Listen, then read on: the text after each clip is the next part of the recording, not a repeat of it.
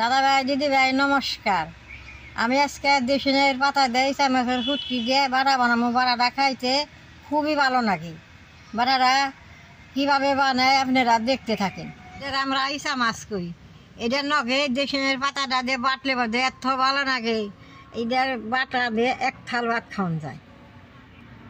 পাতাটা এখন আমি বাইছে ভালো করে ধুয়ে অল্প একটু বাজা দিয়ে নেব। ওই যে পাতার মধ্যে আঁশ থাকে, এরকম আঁশটা ফালাই নন লাগে। এই আঁশটা ফালাইলে বাটাটা সুন্দর হয়।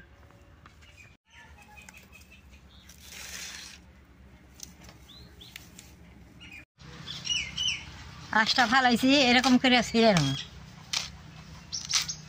এই যেরকম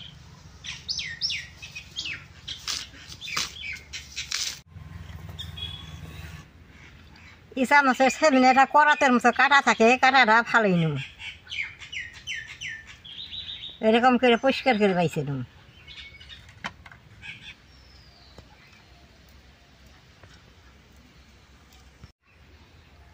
ইসা মাছ না পাইলে আগে আমরা খালি দেশিনের পাতায় একটু উষ্ণা দিয়ে বাইটা খাইছি, খুব ভালো লাগছে।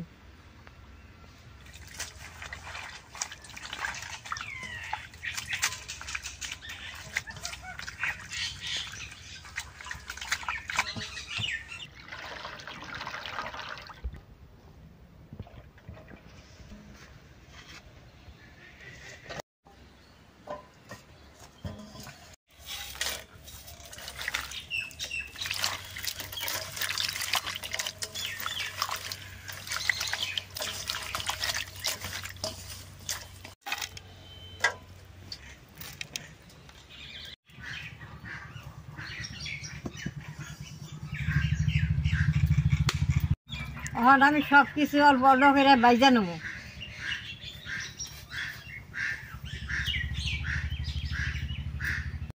অল্প হলদি দেয় মাইকা নেব।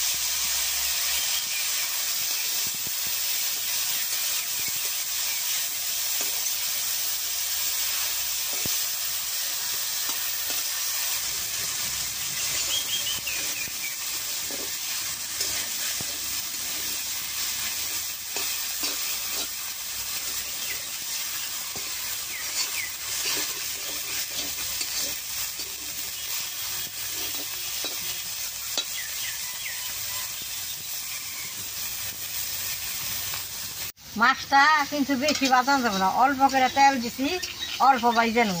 তাহলে সে স্বাদ নাগো, বেশি বাজলে স্বাদ নাগো না।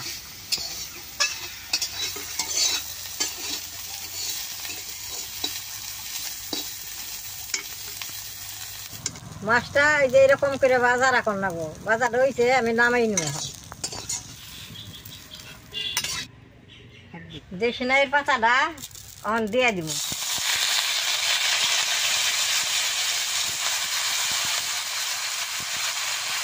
রসুন মরিচ একলগে ভাজি।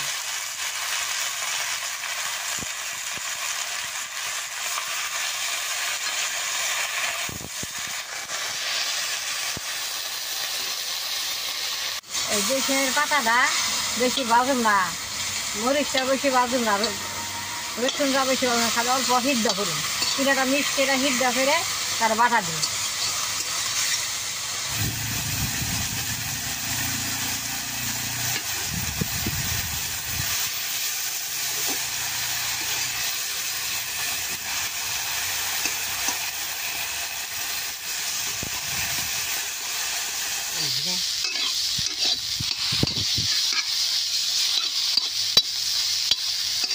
শাকটা আমার ভাজা হয়ে গেছে, এখন আমি নামিয়ে দুইটা মিক্স করে বাটা দিয়ে নেব।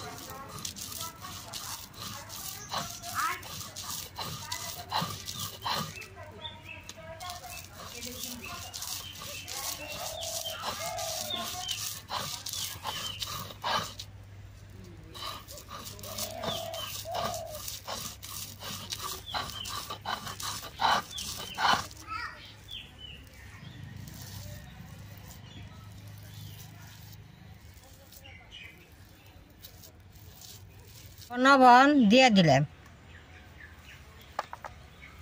আপনারা যদি কালি জিরা খেয়ে ভালো পান এই বাটাটার মধ্যে কালি জিরাও দিয়ে যাব।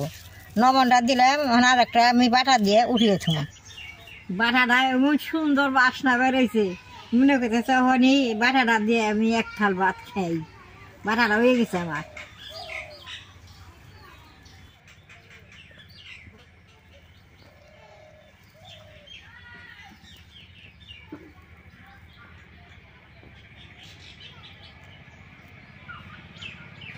দাদা ভাই দিদি ভাই দেন বাটাটা অল্প হইলে খাবো। এই বাটাটা দিয়ে বাড়ির সবচেয়ে ভাত খাবো। এই বাটাটা এত ভালো। এই বাটাটা এখন তো আমি ভাত খাবো না, আমি অল্প পরে খাবো। আপনারা একদিন করে এরকম করে ইচার খুঁড়া দিয়ে দেশিনের পাতা দিয়ে বাইটে খেয়ে দেখবেন কত সুন্দর লাগে। আমার এই ভিডিওটা দেখে যদি ভালো লাগে নেট করবেন, শেয়ার করবেন, নালটা টিভি দিবেন, আমার পাশে থাকবেন।